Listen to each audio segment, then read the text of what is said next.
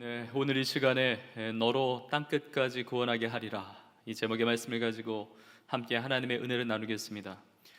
지난 2주간 동안 우리 어린이 주일, 어버이 주일을 보내면서 우리 자녀와 다음 세대에 관련된 하나님의 말씀, 또 부모 공경에 대한 말씀을 나누었습니다.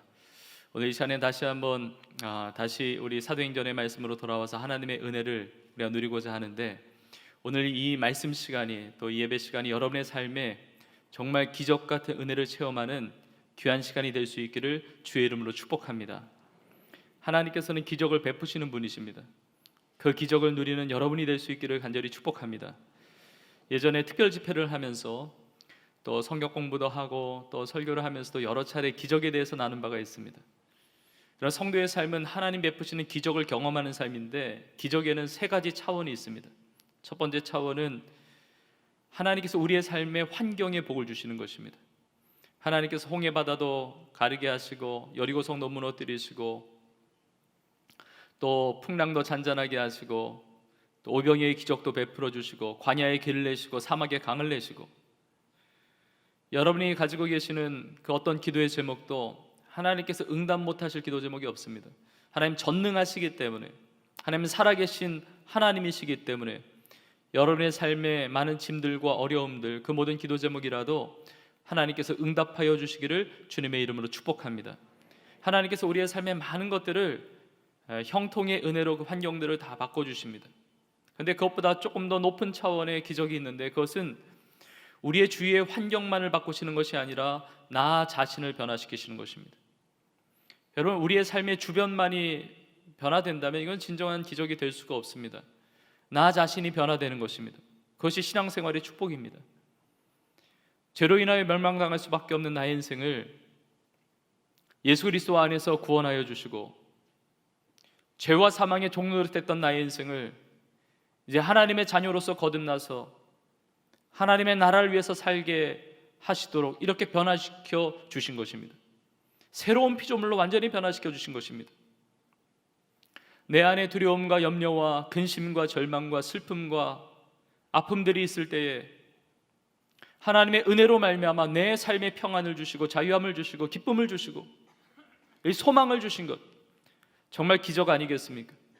내가 이렇게 예배드린다는 것, 내가 하나님 앞에 엎드려서 기도한다는 것, 내가 하나님의 뜻을 이루면서 살아가도록 이렇게 애쓴다는 것, 정말 놀라운 기적입니다. 여러분, 그런 차원에서 여러분 모두는, 우리 모든 성도님들은 기적의 사람들이신 줄로 믿습니다.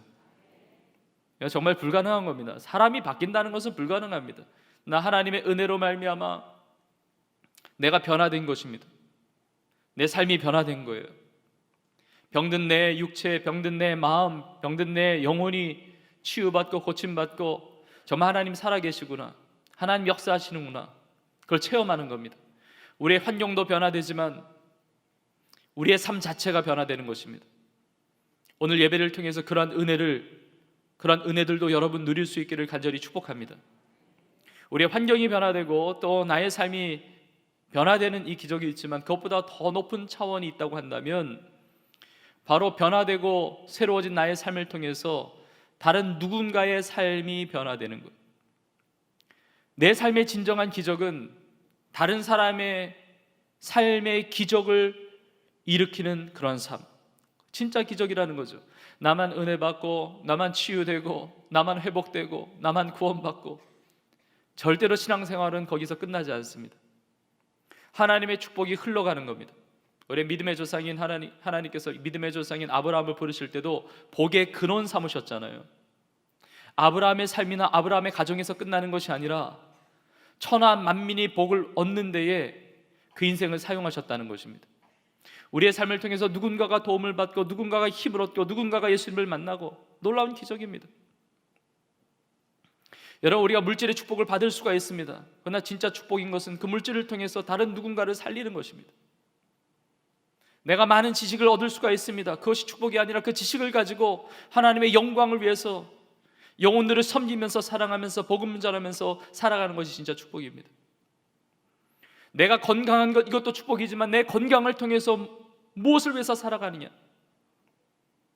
이 땅에 썩어질 우상들을 섬기면서 살아가는 것이 아니라 영원하며 유일하신 우리 구주 예수님을 위해서 살아가고 영원한 하나님의 나라를 위해서 살아간다면 그것보다 더 놀라운 기적이 어디 있겠습니까? 여러분, 우리의 삶을 통해서 나만 은혜 받고 나만 기적을 체험하는 것으로 끝나지 않고 우리의 삶을 통해서 세상을 살리고 다른 누군가에게 기적이 되어주는 삶, 그런 기적의 주인공으로 쓰임받는 여러분 다 될 수 있기를 주의 이름으로 축복합니다. 자, 그런 의미에서 오늘 본문의 제목, 너로 땅끝까지 구원하게 하리라. 여러분, 이 말씀은 우리의 삶을 기적의 삶으로 초청하시는 하나님의 약속의 말씀입니다. 너로 땅끝까지 구원하게 하리라. 바울이 안디옥 교회에서 파송을 받고 구브로 섬을 지나서 버가라는 지역을 거쳐서 이제 타우루스 산을 넘어서 이제 갈라디아 지역, 비시디아 안디옥 지역까지 와서 하나님의 말씀을 전합니다. 그런 말씀을 전할 때 오늘 본문의 47절에서 이사야 49장의 말씀을 인용하면서 선포하는 겁니다. 너를 이방의 빛으로 삼아 너로 땅끝까지 구원하게 하리라. 너로 땅끝까지 구원하게 하리라.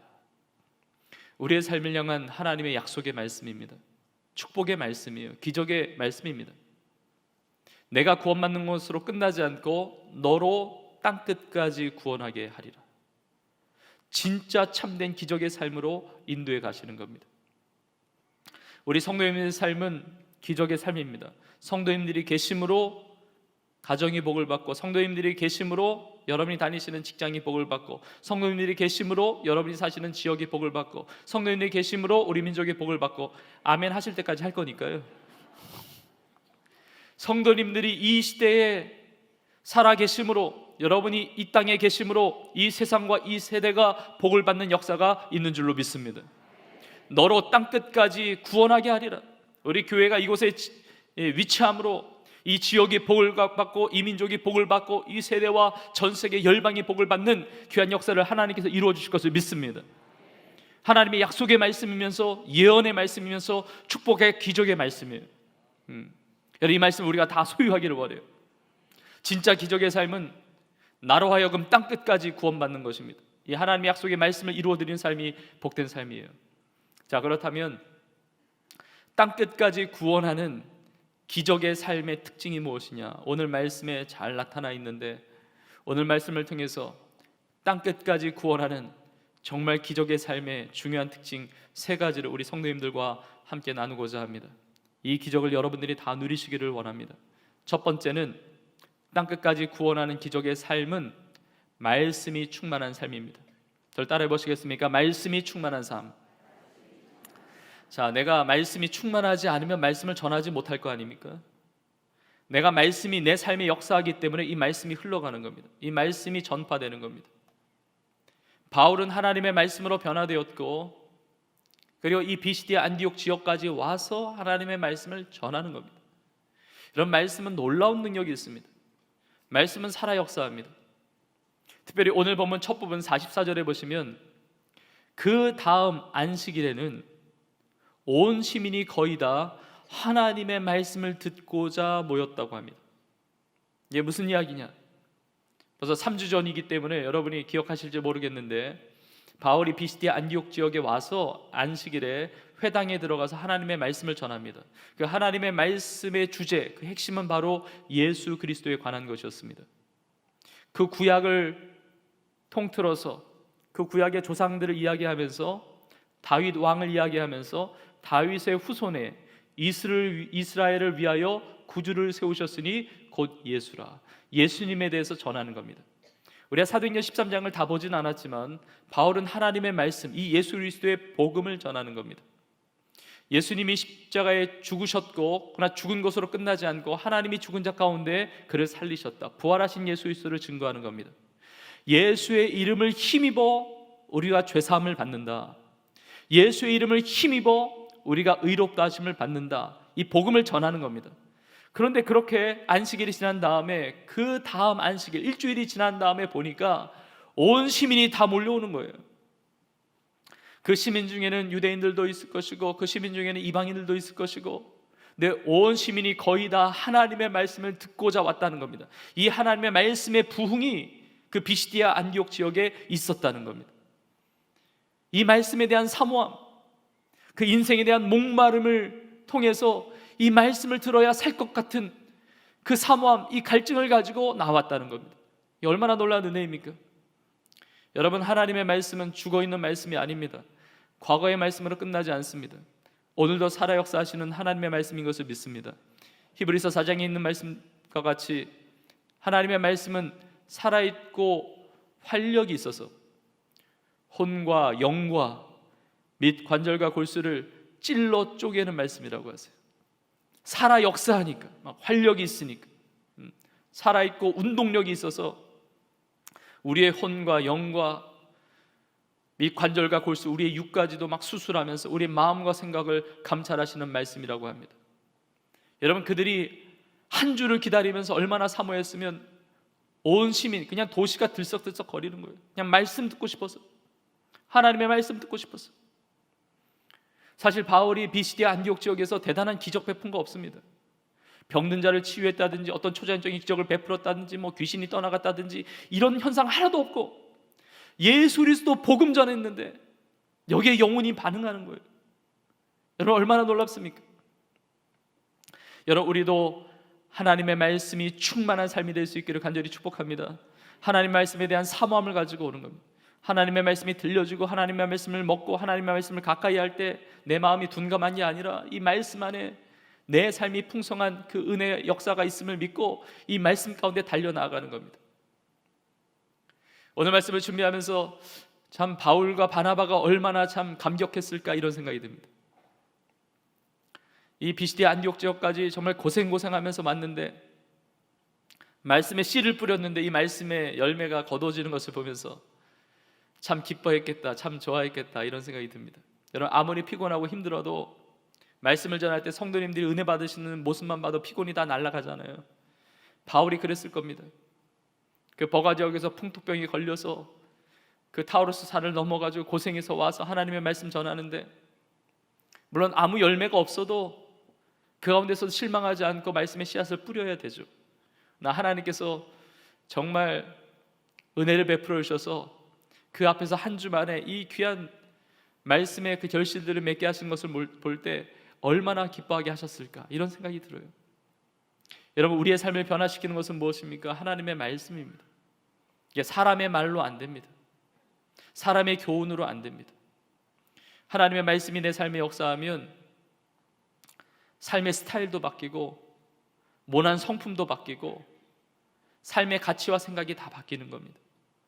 하나님의 말씀의 은혜를 받으면 다른 사람을 사랑하게 되고 긍휼한 마음을 갖게 되고 그 전에 그렇게 한 번도 해본 적이 없는데 눈물을 흘리면서 하나님 앞에 기도하게 되고 하나님의 말씀의 은혜를 받으면 나도 모르게 손을 들고 찬양하게 되고 아무도 보지 않는 데서 골방에서 하나님의 말씀을 또 읽고 하나님의 말씀을 묵상하고 그 자리에서 무릎 꿇고 하늘의 하나님께 간구하면서 기도하고 우리의 삶의 자리가 어디에 있든지 그 자리에서 예배하고 주의 복음의 그 삶을 살아가고 말씀을 증거하고 내가 피곤하고 힘들어도 그 고난 가운데서도 하나님을 전하는 인생으로 변화받게 되는 것입니다.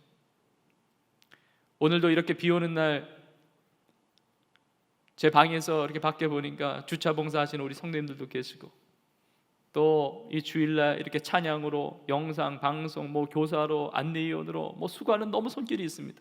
너무나 많은 손길들이 있습니다. 여러분, 무엇이 그렇게 봉사하게 하는가? 무엇이 그렇게 섬기게 하는가? 무엇으로 하여금 그렇게 자신의 삶을 드리게 하는가? 내 안에 있는 말씀의 불이 있는 겁니다. 말씀의 뜨거움이 있는 겁니다. 이 하나님의 말씀이 내 삶에 살아 역사하는 겁니다. 여러분, 우리 교회는 말씀이 충만한 교회가 되고 여러분의 삶에 말씀이 살아 역사하는 말씀이 충만한 여러분의 삶이 될 수 있기를 주의 이름으로 축복합니다. 땅끝까지 구원하는 기적의 삶의 두 번째 특징은 기쁨과 성령이 충만한 삶입니다. 오늘 본문의 마지막 절 52절에 보면 제자들은 기쁨과 성령이 충만하니라 이렇게 마무리됩니다. 기쁨과 성령이 충만하니라. 제자들이 충만했다고 합니다. 여러분, 제자들은 누굽니까? 이 하나님의 말씀을 전했던 바울과 바나바를 포함합니다.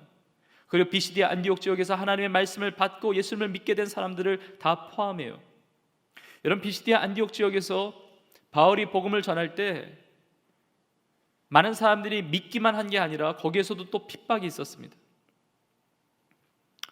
많은 사람들이 정말 이렇게 선동을 해서 귀부인들이나 유력한 자들, 자신의 힘, 이 권력을 사용해서 바울과 바나바를 그 지역에서 쫓아냅니다.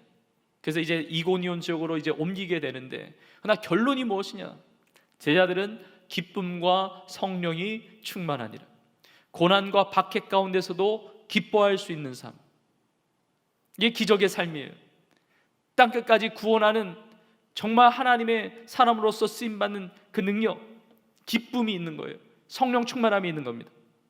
우리 성도님들은 교회 다니는 것으로 만족하지 마시고, 여러분, 기쁨이 없이 교회 다니는 사람들도 많습니다. 그러나 하나님을 진짜 믿는 사람들은 그 안에 기쁨이 있는 겁니다. 세상이 빼앗을 수 없는 기쁨이 있는 거예요. 여러분의 삶에는 진정한 기쁨이 있습니까? 주님과 함께하는 기쁨이 있습니까? 말씀의 은혜를 받는 기쁨이 있습니까? 하나님의 뜻을 이루어 가시는 기쁨이 있습니까? 여러분, 이 기쁨이 충만할 수 있기를 주의 이름으로 축복합니다. 기쁨이 없는 이유는 하나님과의 관계에서도 뭔가 문제가 있기 때문에 그렇습니다. 내가 신앙생활을 한다고 하고 교회 다닌다고 하고 신앙의 연륜도 있고 직분도 있고 그런데 내 마음에 기쁨이 사라지고 있다. 뭔가 하나님과의 관계에 어려움이 있기 때문에 그런 거예요. 주님과의 관계가 바로 되지 않으면 거기에 자유함이 없어요. 주님과의 관계가 제대로 되어 있지 않으면 평안이 없습니다. 주님과의 관계가 제대로 되어 있지 않으면 거기에 기쁨이 없어요. 환경에 있는 것이 아닙니다. 박해를 받고 그 지역에서 쫓겨나가는 이 어려움을 당하는 그 현장 속에서도 바울의 일행과 그 제자들은 기뻐할 수 있었던 이유는 예수님 때문에 받는 고난이거든요. 예수님 때문에 받는 어려움입니다. 예수님과 동행하니까 기뻐하는 겁니다. 예수님과 함께하니까 기뻐하는 겁니다. 우리가 세상을 의지하면, 세상을 바라보면 기쁨이 사라질 수가 있습니다. 기쁨이 없을 만한 충분한 이유들이 우리의 삶에는 정말 많아요.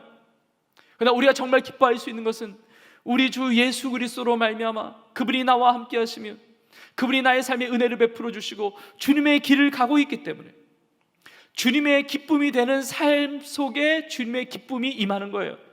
내 삶에 기쁨이 없다면 주님의 기쁨이 되보세요. 주님과 함께 동행해 보세요. 여러분, 기쁨이 없으세요? 기도해 보세요. 하나님의 기쁨 되는 삶 아니겠습니까? 기쁨을 회복시켜 주실 거예요. 기쁨이 없으세요? 찬양해 보세요. 하나님의 기쁨을 주실 거예요. 여러분, 기쁨이 없으세요? 전도해 보세요. 한 영혼이 주님 앞에 돌아오는 그 하나님의 기쁨이 나의 기쁨이 될 거예요. 하나님의 뜻을 이루어가는 삶에는 하나님의 기쁨이 넘친다는 것입니다. 신앙생활 하는 것, 교회 생활 하는 것 다 귀한 것이지만 예수 그리스도로 말미암은 이 기쁨이 충만한 여러분의 삶이 될 수 있기를 주의 이름으로 축복합니다. 또 성령이 충만했다고 합니다. 여러분, 성령이 충만해야 복음도 전하고 성령이 충만해야 죄도 이기고 성령이 충만해야 세월을 아끼고 하나님의 뜻을 이루는 겁니다. 우리 교회는 기쁨과 성령이 충만하고 또 여러분의 삶에는 그냥 말과 관념과 어떤 이론과 이게 아니고 진짜 오늘 예배를 통해서 다시 한번 새롭게 그 기쁨과 그 성령이 충만할 수 있기를 주의 이름으로 축복합니다. 땅끝까지 구원하는 이 기적의 삶의 세 번째 특징은 하나님의 은혜에 열려있는 삶입니다. 말씀도 충만하고 기쁨도 충만하고 성령도 충만하지만 하나님의 은혜에 열려있는 삶이에요. 제가 오늘 이 말씀을 통해서 이 세 번째 하나님 은혜에 열려있는 삶을 집중적으로 좀 함께 나누고자 합니다. 자, 하나님의 말씀이 우리의 삶 가운데 들려지고 역사됩니다. 그리고 하나님이 우리의 삶 가운데 은혜를 베풀어 주세요. 자, 하나님이 우리의 삶에 은혜를 베풀어 주시면 우리가 다 은혜를 받아야 되잖아요. 그 은혜를 누려야 됩니다. 하나님의 말씀은 진리의 말씀이고 능력의 말씀이고 구원의 말씀이고 치유의 말씀이고 소망의 말씀이고, 그런 그 좋은 말씀이 우리의 삶 가운데 다가올 때 당연히 그 말씀을 받아야 되잖아요. 이게 당연한 것 같은데 문제는 그렇지 않다는 겁니다. 하나님의 은혜에 열려있는 인생이 있지만 하나님의 은혜에 닫혀있는 인생이 있다는 겁니다. 너로 땅끝까지 구원하게 하리라, 하나님의 놀라운 계획이 있고 하나님의 놀라운 꿈이 있는데 이것에 마음을 여는 인생이 있고 이것을 닫는 인생이 있다는 겁니다. 이게 안타까운 거예요. 바울이 비시디아 안디옥 지역에서 하나님의 말씀을 전했는데 한 주가 지나고 나서 온 시민이 거의 다 하나님의 말씀을 들으러 오는데 얼마나 놀라운 부흥의 은혜입니까? 이게 뜨거움의 은혜입니다. 그냥 도시 전체가 들썩들썩 거리는 겁니다. 그런데 문제는 오늘 본문에 보니까 45절에 유대인들이 그 무리를 보고 시기가 가득했다고 합니다. 시기심이 가득한 사람이 있었다는 겁니다. 그 많은 하나님의 말씀을 들으려고 온 사람을 보면서 시기심이 가득했고 바울의 말을 반박하며 비방했다고 그래요. 그럼 얼마나 안타까운 인생입니까? 여기 유대인들이 시기가 가득했고 바울의 말을 반박하고 비방했다고 하는데 이 유대인들은 누구입니까? 바울이 하나님의 말씀을 전할 때 온 시민이 거의 다 하나님 말씀 듣고자 왔습니다. 그 시민 중에는 유대인들도 있고 이방인들도 있어요. 그러면 시기했던 유대인들은 누구인가? 우리는 어느 정도 짐작할 수가 있습니다. 아마 회당을 이끌었던 회당의 지도자들이었을 겁니다. 유대인 지도자들이 그려 했을 거예요. 왜냐하면 본인들이 회당에서 말을 전할 때는 이렇게 모인 적이 없거든요. 이렇게 사람들을 감동시킨 적이 없거든요. 그렇게 매주마다 안식일마다 이렇게 가르치고 전할 때 사람들이 호응을 해준 적이 없거든요. 근데 타지인이었던 이 바울이라는 사람이 와가지고 안디옥에 하나님의 말씀을 전하는데 그냥 온 시민이 거의 다 그냥 인파가 몰려드는 걸 보면서 그걸 기뻐하는 게 아니라, 그걸 감사히 하는 게 아니라 시기심이 가득했다는 겁니다. 비교하기 시작했다는 겁니다. 여러분 기억하세요. 내 마음에 시기심이 있다면 그는 하나님의 나라의 일을 이루지 못합니다. 땅끝까지 구원하게 하리라는 하나님의 구원 역사 가운데 쓰임받을 수가 없습니다. 이 시기심, 질투, 비교의식, 하나님의 은혜를 거부하는 거예요. 여러분 하나님께서 지금 비시디아 안디옥 지역에 있는 영혼들을 너무너무 사랑하셔서 이 바울을 통해서 이 복음을 전하게 하시는 겁니다. 바울도 사랑의 마음을 가지고 지금 하나님의 말씀 전하는 겁니다. 천하보다 귀한 한 영혼 한 영혼이 그곳에 있기 때문에 정말 생명 다해서 하나님의 말씀 전하고 있는 거예요. 근데 이 유대인 지도자들은 시기하고 있는 겁니다. 고린도전서 13장에 보면 이제 사랑장이라고 하는데 사랑이 무엇이냐? 사랑은 오래 참고 사랑은 온유하며 그 다음에 나와 있는 것이 이것입니다. 사랑은 시기하지 아니하며. 사랑은 오래 참고 온유한 것인데 사랑의 이 복음이, 은혜의 복음이 증거되고 있는데 시기하고 있는 겁니다. 이 하나님의 은혜의 사랑을 밀어내는 겁니다. 서로 비교하니까 어떻게 됩니까? 스스로를 자랑하게 돼요. 스스로 교만하게 됩니다. 막 반박하고 비방하는 겁니다. 비교하니까, 내가 열등하니까, 그러니까 여러 가지 감정이 들었을 겁니다. 속상하기도 하고, 그리고 시민들 몰려드는 시민들을 보면서 서운하기도 하고, 당혹스럽기도 하고, 분노가 일기도 하고, 자신의 권위와 이 자존심이 땅바닥에 떨어지는 것 같아. 하여튼 기분이 나쁜 거예요. 기분이 나쁜 거예요. 그러니까 시기하면서 질투하면서 비교하면서 자신이 우월하다고 드러나는 거 아니겠습니까? 그래서 자랑하고 교만하게 되는 겁니다. 사랑은 오래 참고 사랑은 온유하며 시기하지 아니하며 자랑하지 아니하며 교만하지 아니하며. 여러분 시기하지 않으면 자랑할 게 없습니다. 교만할 게 없어요. 이미 하나님께서 나를 귀하게 보시는데 뭘 자랑할 게 있고 교만할 게 있습니까? 하나님 앞에 다 겸손하게 엎드리는 거죠. 근데 유대인들은 인간의 눈으로 보는 겁니다. 하나님의 은혜의 그 말씀을 받아들이지 않고 자꾸 밀어내는 겁니다. 여러분 기억하세요. 여러분은 여러분의 존재만으로도 귀한 하나님의 자녀들인 것을 믿습니다. 여러분 누구나 비교할 게 없습니다. 누구보다 뭐 일을 잘하고 못하고 그것 가지고 하나님이 널 덜 사랑하고 덜 사랑하고 이게 아닙니다. 우리의 존재만으로 내가 어떤 존재입니까? 바울이 고백했듯이 나는 죄인 중에 괴수다 이야기하잖아요. 우리는 구원받을 수 없는 존재였어요.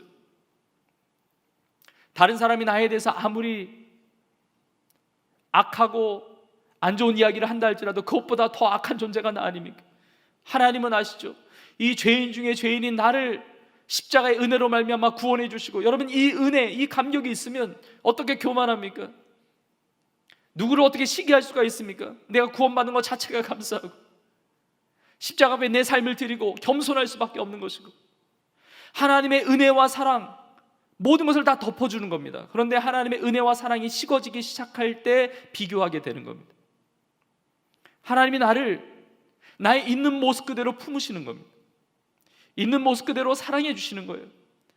이 유대인 지도자들이 바울이 말씀 전할 때 이렇게 수많은 사람들이 모일 때 감동을 받고 도전을 받고, 바울 선생 너무 감사하다, 이게 하나님의 말씀을 전해줘서 나도 예수님 믿겠다고, 우리 함께 동역하자고, 같이 기도한다고, 품고 동역하고 함께하고. 여러분, 얼마나 아름다운 모습입니까?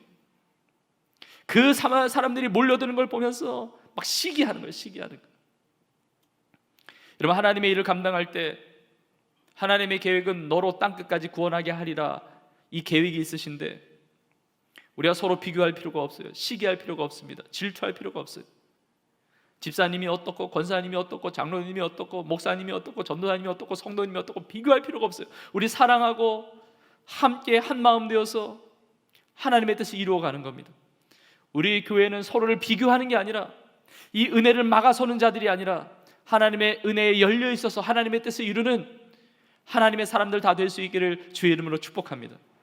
여러분, 그런데 이 시기는 마음에만 있는 게 아니고 이제 시기가 이제 행동으로 막 나옵니다. 마치 자그마한 불씨가 온 산을 태우듯이 이 시기심, 이 악한 사단 마귀의 역사죠. 이 시기심이 이제는 마음에만 있었던 게 아니라 이제 바울의 말을 반박하는 겁니다. 여러분, 유대인 지도자들이 다 말 잘하는 사람들인데 그 말을 가지고 바울을 그렇게 반박하고 괴롭게 했으니까 바울이 얼마나 힘들었겠습니까? 얼마나 시달렸겠습니까? 근데 바울의 말을 반박한 게 아니라, 여러분, 바울이 자기 말을 한 게 아니고 하나님의 말씀을 전한 거잖아요. 그러니까 이 유대인들은 시기가 가득해서 하나님의 말씀을 저항했다는 거예요. 하나님의 말씀을 밀쳐냈다는 거예요. 그리고 비방했다는 거예요. 여러분, 이때 바울이 담대하게 말합니다. 뭐라고 이야기합니까? 46절의 이야기예요. 하나님의 말씀을 마땅히 먼저 너희에게 전할 것이로되, 하나님의 말씀을 마땅히 먼저 너희에게 전할 것이로되 너희가 그것을 버리고 영생을 받기에 합당하지 않은 자로 자처하기로 우리가 이방인에게로 향하노라 이야기합니다. 여러분, 너무 안타까운 구절입니다. 하나님의 말씀이 마땅히 먼저 너희에게 전할 것이로되, 이것이 하나님의 아름다운 계획이었다는 겁니다. 너희 너희에게 먼저 하나님의 말씀이 전해야 되는 거다. 이게 하나님의 놀라운 계획인데 너희가 그것을 버린다. 그리고 너희가 스스로 영생을 받기에 합당하지 않은 자로 자처했다는 겁니다. 하나님의 아름다운 계획이 있는데, 이 하나님의 은혜가 들어가고 이 구원의 역사가 나타나야 되는데 너희가 스스로 자처했다는 겁니다. 여러분, 이 자처했다는 표현이 크리노라는 단어인데 무슨 의미냐면 그걸 결정했다는 거예요. 이게 판결을 내리다라는 의미예요. 하나님의 은혜의 복음이 마땅히 나의 삶에 먼저 들려줘야 되는데 내가 자처한 거예요. 내가 결정한 거예요. 나는 은혜 받지 않을 사람이야. 난 영생 안 받을 거야. 난 그 말에 귀를 기울이지 않을 거야. 다 막아섰다는 겁니다. 하나님의 계획을 거부했다는 겁니다. 여러분, 얼마나 안타까워요. 하나님의 그 은혜의 역사가 있는데 그것을 거부하는 거예요. 그때 바울이 이야기합니다. 시편의 말씀을, 이사야의 말씀을 인용하면서 너를 이방의 빛으로 삼아 너로 땅끝까지 구원하게 하리라. 이 약속의 말씀을 줄 때 그 유대인 지도자들이 그 하나님의 말씀을 받았던 게 아니라, 오늘 본문의 48절에 보니까 이방인들이 그 소식을 듣고 기뻐했다고 그래요. 이방인들이 듣고 기뻐하고 하나님의 말씀을 찬송했다고 해요. 그래서 48절 뒷부분에 뭐라고 나오는지 아세요? 영생을 주시기로 작정된 자는 다 믿더라 나와 있는 거예요. 영생을 주시기로 작정된 자는 다 믿은 거예요. 하나님의 말씀이 유대인에게도 전해지고 이방인에게도 정해졌는데 그 유대인들 중에 소수, 그 지도자들 마음에 시기가 있었던 사람은 이걸 쳐내는 거예요. 자처하는 거예요. 나는 은혜 받지 않아. 완전히 선을 거버린 거예요. 근데 이방인들은 그 말을 받았다는 겁니다. 영생을 주시기로 작정된 자는 다 믿었다고 그래요. 얼마나 놀라운 은혜입니까? 이방인들에게 복음이 전파된 거예요. 여러분, 하나님의 작정이 있다는 사실은 하나님의 은혜를 강조하는 표현이에요. 여러분, 우리가 구원받고 하나님의 은혜를 누리는 것은 하나님의 작정이 있었기 때문에 가능한 겁니다.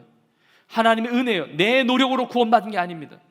하나님의 계획하심, 하나님의 인도하심, 하나님의 은혜 가운데 내가 구원받은 거예요. 네, 여러분, 오해하지 마세요. 영생을 주시기로 작정된 자는 다 믿었다고 하는데, 그러면 영생을 주시기로 작정되지 않은 자는 못 믿는 거 아니냐? 여러분, 그렇지 않아요. 하나님은 다 구원받기를 원하시는데 내가 하나님의 은혜 가운데 열려있지 않으면 안 되는 거예요. 하나님의 그 은혜의 복음을 내가 믿음으로 받아들여야 되는 겁니다. 여러분, 하나님의 작정 속에는 타락이 없습니다. 여러분, 하나님의 계획 속에 무슨 타락이 있습니까? 하나님의 뜻 가운데 무슨 죄가 있습니까? 하나님께서 아담과 하와를 지으실 때 에덴 동산에서 행복한 꿈을 꾸시면서 살아가기를 원하셨어요. 아담과 하와가 타락하는 것은 하나님의 계획 속에 없는 겁니다. 하나님의 작정이 아니에요. 아담과 하와가 자처한 겁니다. 그 죄의 열매를 먹은 거예요. 여러분, 예수님께서 12제자를 세우셨습니다. 예수님께서 인류를 위하여 십자가를 지시고 죽으시고 부활하신 것은 하나님의 작정이에요. 하나님의 계획이에요. 나 12제자 중에 가룟 유다가 예수님을 배신하잖아요. 그 멸망의 길을 가잖아요. 가룟 유다가 그 길을 가는 것은 하나님의 작정이 아닙니다. 예수님이 말씀하셨어요. 이 가룟 유다는 차라리 나지 않았으면 좋았을 뻔하였도다. 가룟 유다는 차라리 나지 않았으면 좋았을 뻔하였도다. 무슨 얘기입니까? 날 때 다른 이야기가 있었다는 겁니다. 더 아름다운 꿈과 아름다운 그런 계획이 있었는데 그 멸망의 길을 갔다는 거예요. 그 길을 가니까 너무 안타깝다는 겁니다. 차라리 나지 않았으면 좋았을 것을. 하나님의 아름다운 꿈을 거부한 거예요. 여러분, 죄가 뭔지 아세요? 하나님의 계획을 거부하는 겁니다. 하나님의 아름다운 꿈을 꺾는 거예요. 그게 타락이에요. 그게 죄예요. 우리 지난주에 에베소서의 말씀을 보면서 에베소 교회를 잠시 본 적이 있습니다. 요한계시록 2장에 보면 에베소 교회의 성령께서 책망하실 때 너의 첫사랑을 버렸느니라, 이렇게 책망하시잖아요. 너의 첫사랑을 버렸느니라. 그래서 뭐라고 말씀하세요? 내가 어디서부터 떨어졌는지 생각하고 처음 행위를 가지라. 그 다음에 뭐라고 나와 있느냐? 너가 회개하지 아니하면 내 촛대를 옮기리라 말씀하세요. 촛대를 옮기는 것은 하나님의 작정이 아닙니다. 하나님의 계획이 아니에요. 하나님의 꿈이 아닙니다. 아름다운 하나님의 축복의 꿈이 있는데 촛대가 옮겨지는 것은 내가 자처하는 거예요. 첫사랑을 잃어버리게 되면, 회개하지 않으면 그 길을 가게 된다는 겁니다. 너희가 스스로 영생을 얻기 합당하지 않은 자로 자처하기로 우리가 이방인에게로 향하노라. 이런 축복을 거부하면 축복이 다른 데로 가는 거예요. 우리 성도님들의 삶에 임할 하나님의 축복, 아름다운 계획이 있습니다. 그것을 받아 누릴 수 있기를 주의 이름으로 축복합니다. 여러분에게 주실 축복이 다른 데로, 딴 데로 가지 않기를 간절히 축복합니다. 우리 교회에 주신 축복의 촛대가 있어요. 축복의 은혜가 있습니다. 기적의 하나님의 놀라운 계획이 있습니다. 여기서 다른 데로 옮겨가지 않기를 원합니다. 우리가 자처하지를 않기를 원해요. 작정된 자는 다 믿더라. 여러분, 우리가 복음을 전하고 다음 달에 이웃사랑 나눔잔치를 통해서 우리가 태신자들도 품고 기도하고 사랑도 나누고 복음을 전할 때 저는 확실히 믿습니다. 작정된 자들 다 주 앞에 돌아오는 그런 역사가 나타날 줄로 믿습니다. 이게 하나님의 마음이에요. 디모데전서 2장 4절에 말씀하고 있습니다. 하나님은 모든 사람이 구원을 받으며, 모든 사람이에요. 하나님은 모든 사람이 구원을 받으며 진리를 아는 데에 이르기를 원하시느니라. 누구는 돌아오기를 원하고 누구는 안 돌아도 되고 이런 마음이 아니에요. 하나님은 다 구원하시기를 원하시는 것입니다. 마태복음 11장 28절에서 말씀하고 있습니다. 수고하고 무거운 짐진 자들아 다 내게로 오라. 차별 없는 복음의 역사예요. 수고하고 무거운 짐진 자들아 다 내게로 오라.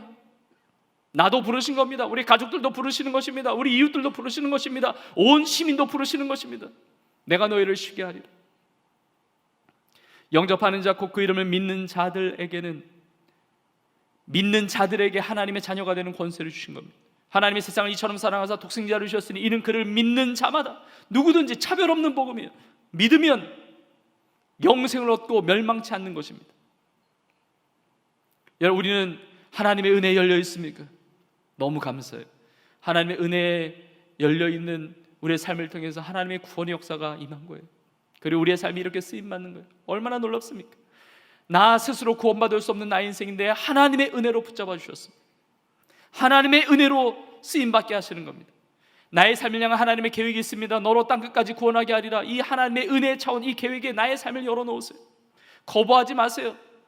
그런 삶과 나는 상관이 없다, 자처하지 마세요. 마음을 닫지 마세요. 열어두세요. 우리의 삶을 통해서 하나님께서 멋지고 아름답게 사용하실 것을 믿습니다. 여러분, 사도 바울이 이런 말씀을 전하고 있는데 너로 하여금 땅끝까지 구원하게 하리라, 이 말씀을 전하고 있는데, 이사야 말씀을 인용하면서 이 말씀을 전하고 있는데, 사실은 바울 자신이 이 삶을 살아가고 있는 겁니다. 바울 자신이 이방의 빛이 되어서 바울의 삶을 통해서 땅끝까지 구원하는 일에 하나님께서 지금 사용하고 계시는 겁니다. 바울의 삶은 하나님의 은혜로 인도하는 삶이었어요. 하나님의 은혜에 늘 열어놓는 삶이었습니다. 부족하고 연약하지만, 넘어질 때도 많지만, 그러나 그때마다 하나님의 은혜를 붙잡고 이 비시디아 안디옥 지역까지 온 겁니다. 여러분, 우리의 삶도 마찬가지입니다. 하나님의 은혜로 우리를 선택하셔서 창세전부터 지으시고 택하시고 부르시고 보내시는 겁니다. 우리의 삶을 은혜로 인도해 가시는 겁니다. 바울을 생각해 보십시오. 바울이 로마 시민권도 따고 바리새인으로서 가말리엘 문화에서 그 학식과 그 지성을 가지고 자라나고 다른 문화들을 경험하고, 여러분, 이 모든 것 돌이켜보니까 다 하나님의 은혜였습니다. 하나님의 은혜 아니면 그것을 경험할 길이 없습니다. 교회를 핍박하고 예수님을 핍박하고 성도들을 핍박했던 그 인생이 다메섹으로 올라가는 길에 누가 만나주셨습니까? 우리 주님이 만나주셨습니다. 이게 전적인 주님의 은혜예요. 우리를 만나주셨다는 건 정말 전적인 주님의 은혜입니다. 그러나 그때마다 바울은 그 은혜에 마음을 열고 순종하는 거예요. 다메섹에서 하나님의 말씀을 전합니다. 죽을 고비를 넘기는 겁니다. 다메섹에서 피신해서 예루살렘으로 옵니다. 예루살렘에서도 죽음의 고비들이 있었습니다. 바울을 죽이려고 하는 사람들이 많았습니다. 다소 자신의 고향으로 가는 겁니다. 근데 돌이켜보면 이게 다 고난이었는데, 돌이켜보니까 다 하나님의 은혜였습니다. 하나님의 은혜. 다메섹에서 쫓겨가지 않았으면, 예루살렘에서 핍박이 없었다고 한다면 아마 어쩌면 바울은 비시디아 안디옥 지역에 올 수 없는 사람이었을 수 있어요. 아마 다메섹이나 예루살렘에 정착했을 수도 있습니다. 그러나 하나님께서 그 과정을 통해서 은혜로 인도하신 겁니다. 다소 지역에 있을 때 이방 세계에 처음 세워졌던 이방인 교회 안디옥 교회가 세워질 때 예루살렘 교회에서 바나바를 보냅니다. 바나바가 안디옥 교회에서 사역할 때 바울이 떠올라요. 바울과 함께 사역하면 좋겠다. 이 바나바의 마음속에, 이 생각 속에 바울이 떠오르게 하신 것, 이거 하나님이시지 않습니까? 바울과 동역해야 되겠다, 이 마음이 없었다고 한다면 바울이 올 수도 없었을 것이고 안디옥에서 파송될 수도 없었을 거예요. 이 과정 하나가 하나라도 엉클어지면 바울은 절대로 이 비시디아 안디옥 지역에 있을 수가 없는 사람이에요. 근데 하나님의 은혜로 진행하신 겁니다. 안디옥 교회까지 온 겁니다. 안디옥 교회 성도들이 기도하면서 금식하면서 할 때 성령께서 바나바와 사울을 따로 세우라, 바울과 바나바를 파송하는 겁니다. 실루기아 지역에서 배를 타고 구브로스에 가서 복음을 전합니다. 배를 탔는데 풍랑을 만나고, 배를 탔는데 배가 파손을 하고 만약에 빠져 죽었다, 여러분, 비시디아 안디옥 지역에 와서 복음을 전할 수 있는 기회가 없습니다. 나 하나님께서 보호해 주셨어요. 하나님께서 안내해 주셨습니다. 인도해 주셨습니다. 구브로섬에서 살람이라는 지역에서 회당에서 말씀 전하고, 바보라는 지역에서 총독 서기오 바울에게 복음을 전하고, 또 하나님 주신 그 은혜를 따라서, 그 뜻을 따라서 배를 또 타요. 소아시아 지역으로 그 무추로 갑니다. 버가라는 지역에 도착합니다. 버가는 대도시니까 거기서 말씀을 전해야지 계획했겠지만 풍토병이 걸려요. 이제 다른 지역으로 옮겨가야 됩니다. 그때 하나님의 뜻을 구하는 겁니다. 하나님께서 은혜 가운데 나의 삶을 어디로 인도하시는가? 저 타우루스 산은, 저 험한 선을 넘어서 저 갈라디아 지역, 그리로 인도하시는구나. 이 믿음을 가지고 그 험한 산을 넘습니다. 타우루스 산을 넘을 때 강도를 만났다든지, 타우루스 산을 넘을 때 풍토병이 심해서 거기서 병들어 죽었다고 한다면 비시디아 안디옥 지역에 도착할 수가 없는 거예요. 여기서 영혼들에게 복음을 전할 수가 없는 거예요. 그러나 하나님의 은혜로 인도하셨다는 겁니다. 여러분, 우리의 삶 자체가 지금 살고 있다는 것, 이 지역에 살고 있고 이 모양 저 모양으로 우리가 살고 있다는 것, 하나님의 은혜로 된 것입니다. 우리의 삶을 향한 하나님의 계획이 있는 것입니다. 이 코로나 시기를 보내면서 우리 해외에서 선교하시는 많은 선교사님들이 우리나라 고국에 오셔서 지금 체류 중에 계신 선교사님들이 많이 계십니다. 오늘 말씀 준비하면서 이렇게 또 생각해 봅니다. 해외에 선교하시다가 돌아오신 선교사님들만 선교사님들인가? 그렇지 않다는 겁니다. 우리 자신을 부르신 자, 우리 자신을 보내신 자, 우리 모두가 선교사로 살아가는 겁니다. 우리 주변에 외국인분들이 많습니다. 다문화 가정이 많습니다. 이주민들이 많습니다. 250만은 넘어서 300만 가까이 이주민들이 많다고 합니다. 여러분, 그러나 성경적으로 보면, 좀 넓은 차원에서 보면 우리 모두가 이주민들이에요. 우리의 본향은 이 땅이 아닙니다. 하나님의 나라예요. 하나님 나라에서 우리를 이 땅에 보내신 것입니다. 내 선택이 아닐지라도 이 국적을 가지고 내가 이 지역에서, 이 가정에서, 이 일터에서 살고 있는 것, 하나님의 은혜로 된 것입니다. 하나님의 은혜의 계획이 있습니다. 우리의 삶이 정말 기적적인 삶, 나의 삶이 은혜 받고 끝나는 것이 아니라 나의 삶을 통해 누군가의 삶을 살리는, 예수 그리스도를 전하는, 그 복음을 전하는 삶으로 하나님이 우리의 삶을 인도해 가신다는 겁니다. 바울이 그 삶에 순종했고, 바울이 그 은혜에 열려있는 삶으로 땅끝까지 구원하시는 하나님의 역사 가운데 쓰임받았듯이 우리 온 교회, 우리의 삶도 그렇게 쓰임받을 수 있기를 주의 이름으로 간절히 축복합니다. 오늘 말씀을 마무리하면서 우리 고린도전서 15장 10절의 말씀을 보고자 합니다. 이게 바울의 고백이에요. 이렇게 고백합니다. 우리 같이 한번 읽어보실까요? 그러나 내가 나 된 것은 하나님의 은혜로 된 것이니 내게 주신 그의 은혜가 헛되지 아니하여 내가 모든 사도보다 더 많이 수고하였으나 내가 한 것이 아니요 오직 나와 함께 하신 하나님의 은혜로라. 여러분, 이 말씀을 붙들을 수 있기를 주의 이름으로 축복합니다. 내가 나 된 것은 나 하나님의 은혜입니다. 하나님의 은혜를 받았는데 사도 바울은 고백하는 겁니다. 이 은혜가 헛되지 않게 하려 하여 다른 사도보다 더 수고했다는 겁니다. 어떻게 수고했습니까? 그 은혜의 복음을 전했던 거예요. 나의 삶이 기적으로 끝나지 않고 다른 누군가의 삶이 기적이 되어주는 삶, 그 생명의 복음을 전하는 일에 더 많이 수고했다는 겁니다. 그러나 그것도 내가 한 것이 아니요 나와 함께 하신 하나님의 은혜라고 고백하고 있습니다. 우리 성도님들을 축복합니다. 하나님의 은혜로 하나님의 자녀가 되었는데 하나님의 은혜 가운데 우리의 마음을 열고 또 다른 영혼을 구원하는 일에 하나의 기쁨 되어 살아가는 우리 온 교회, 우리의 삶이 될 수 있기를 주의 이름으로 간절히 축원합니다.